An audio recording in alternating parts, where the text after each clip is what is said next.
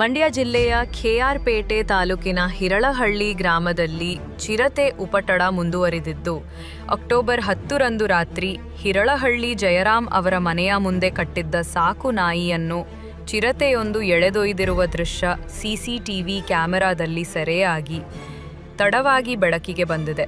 ಈ ನಿರಂತರ ಚಿರತೆ ದಾಳಿಗಳಿಂದ ಗ್ರಾಮದ ನಿವಾಸಿಗಳು ತೀವ್ರ ಆತಂಕಗೊಂಡಿದ್ದು, ಕೂಡಲೇ ಅರಣ್ಯಾಧಿಕಾರಿಗಳು ಚಿರತೆಯನ್ನು ಸೆರೆ ಹಿಡಿಯಬೇಕು ಎಂದು ಗ್ರಾಮಸ್ಥರು ಆಗ್ರಹಿಸಿದ್ದಾರೆ.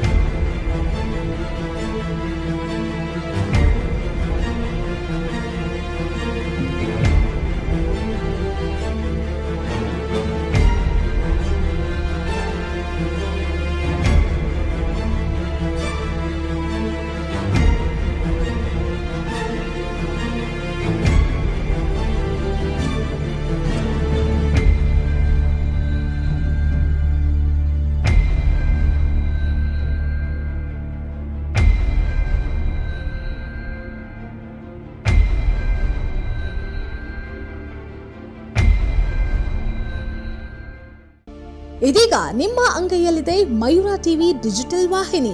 ಹೆಚ್ಚಿನ ವಿಶೇಷತೆಗಳಿಗಾಗಿ ಸಬ್ಸ್ಕ್ರೈಬ್ ಮಾಡಿ, ಶೇರ್, ಲೈಕ್, ಕಮೆಂಟ್ ಹಾಗೆ ಫಾಲೋ ಮಾಡೋದ್ರ ಮೂಲಕ ಪ್ರೀತಿ ಹಾಗೂ ಪ್ರೋತ್ಸಾಹ ನೀಡಿ.